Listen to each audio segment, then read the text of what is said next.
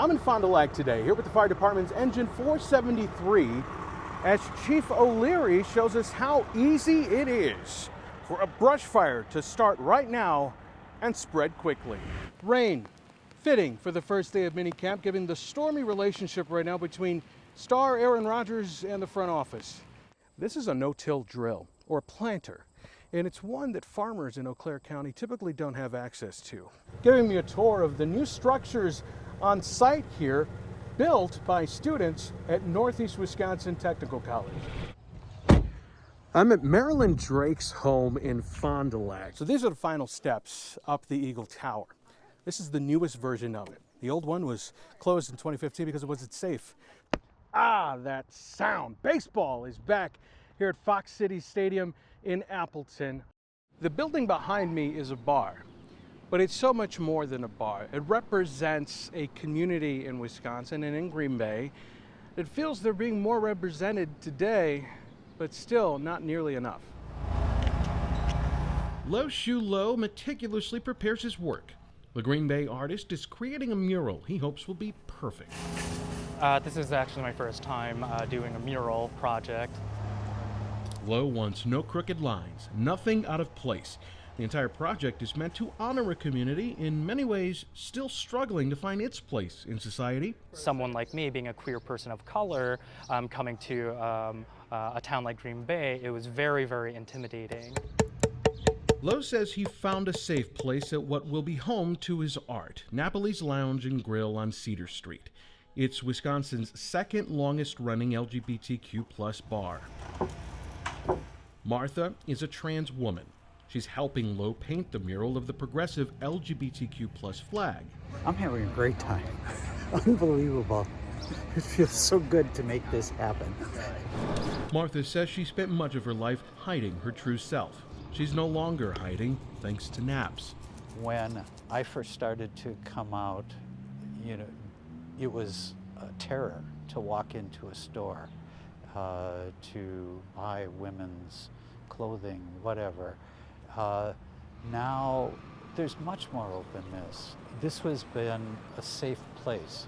Beautiful just area here. Justice Tenpenny says the Green Bay community wasn't always so accepting of Napoli's and the people inside. People would kick open the front door and they would throw fireworks and bottle rockets and water balloons into the bar, as well as harass the patrons at the time. That's why the front door is sealed and patrons enter through the side.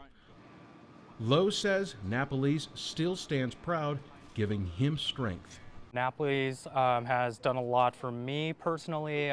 It's made me feel safer here in the city of Green Bay, and also just building connections with so many people here. Not very many people know who these two are. Lo is hoping the mural connects people with pioneers in the LGBTQ plus movement.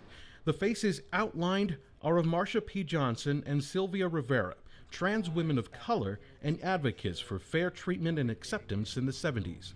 Lo says he hopes his art serves as a voice leading the discussion on how to make Green Bay and Wisconsin a better place for everyone. In Green Bay, Jorge Rodas, Spectrum News. It was the mid-'80s the last time the Kaukauna locks were open to public boater traffic. That's Lock 3, and come Saturday, all 5 of them open up again. The gates are opening in the Fox cities. Young crew members of the Fox River Navigational System Authority opened the valves to level the water. Minutes later, they opened the massive gates that clear the way up the river. Ben Call worked here the last 2 summers. I'm a part of this astounding piece of architecture and infrastructure that not anybody knows about. A forgotten history of long serving as a critical commercial route. The I-41 before I-41 existed, closed for decades and almost permanently. That's because after opening a decade before the Civil War, the Kaukauna locks fell into such disrepair more than a century later, the government decided to close it to traffic in the mid-1980s. This is how it looked before restoration. Years of work and determination by the people of the region, culminating in what you see before you. Jeremy Cords is the Locks Authority CEO. There's so much to be told here, and we're so happy to be a part of it. We're proud of the history that we've got here in the state, and we just want to share it and uncover this, jewel. Before it was shuttered, the locks connected recreational boaters from the Bay of Green Bay to Lake Winnebago through the Fox River. It'll serve the same purpose once again. In Kaukauna, George Rodas, Spectrum News. Antigo, Wisconsin. Population, well, not much. But there's one team that represents this town. Packer Town. Really? Come on, man. I only asked the question of Keith Romanensko because of the home across the street. A home flying the Jolly Roger in an area that celebrates Aaron Rodgers. And inside... Hey guys, how you doing? Roger Hornbuckle, a rabid Buccaneers fan, deep in enemy territory. But how? He's a transplant. Well, that explains it. Hornbuckle moved to Wisconsin for family reasons 18 years ago. Packers fans found it in their hearts to embrace him. You just build yourself into the community like that so they know who you are. Respect their team as they respect yours. That's the important thing right there. He's been able to find a home here despite being more than your run-of-the-mill Bucs fan. The Tampa area native is a beloved member of the team's family of super fans. His home is more of a shrine to his team than anything else. He even has the gem of all gems, a shiny Super Bowl ring. My game day belt I wear. He'll be putting it on Sunday, when for the first time ever, his Bucs and the town's Pack battle over the NFC Championship. As much as he now loves Wisconsin, make no mistake about where his allegiances are this weekend.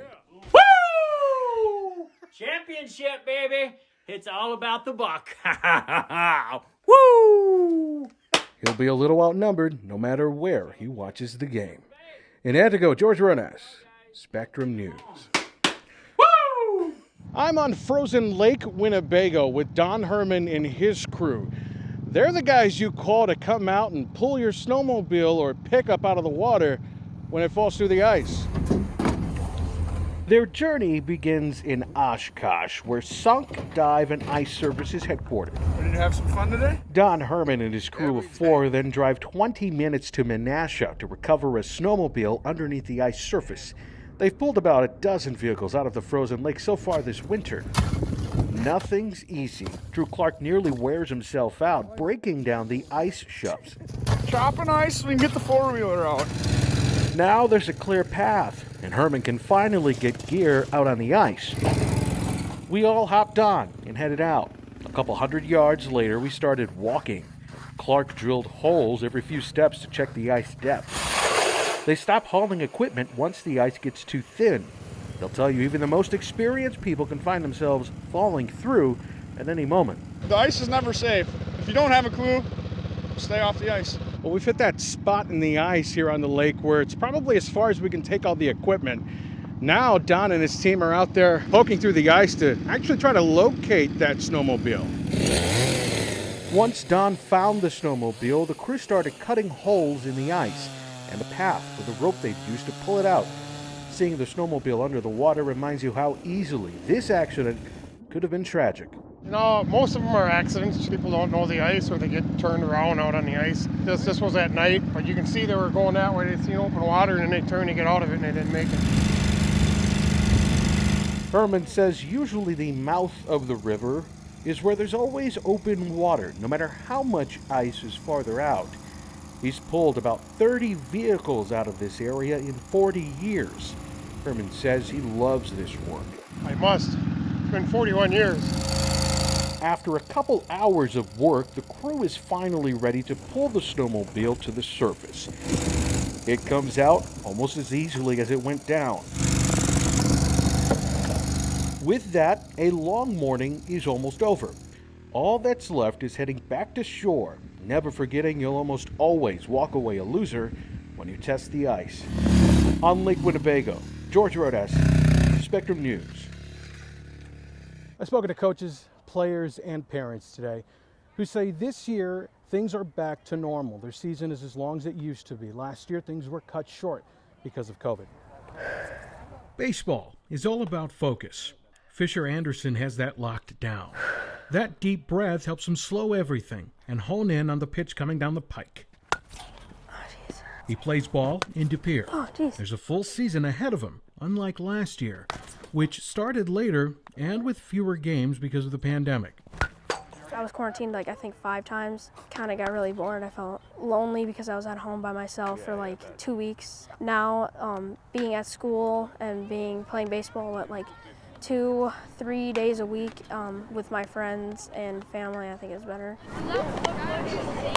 Anderson's father, Todd, says he's grateful De Pere baseball had any season in 2020 when so many leagues canceled theirs. It's always in summer's a fun time, but even now, after having gone through this pandemic, that it's just so much fun to be out here and having the kids have fun.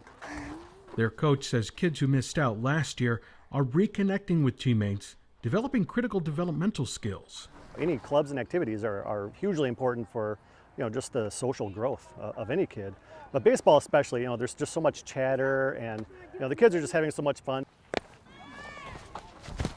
That was a bad throw. Bobby Julie is having fun.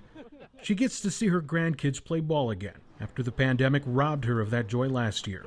We were so used to doing 4 nights a week with baseball with them, and then all of a sudden nothing.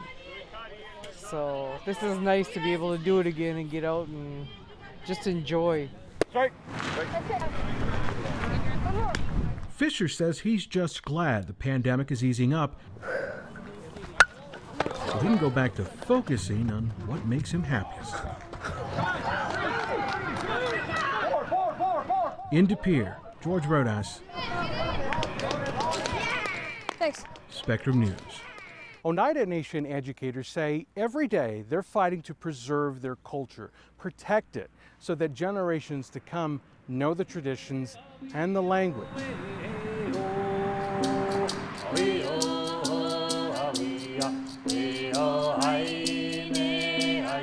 Heritage marks the lands of the Oneida Nation. The Oneida Nation's culture is full of rich tradition, its culture intertwined with its language, a language Rosa Francor is fighting to preserve. Because I didn't know the language when I was younger, I didn't have an idea or a sense of who I was, even though I was an Indigenous person. Our language is a huge part of our identity. Francor has dedicated her life to teaching the children of the tribe the language of its people. She says it's a challenging mission during a pandemic, but with her iPad, she's able to connect with students and parents. Francor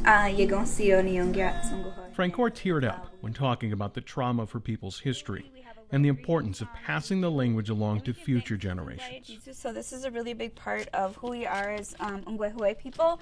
Our language is a medicine. Our words have power. They have the power to connect us to who we are and where we come from and our past.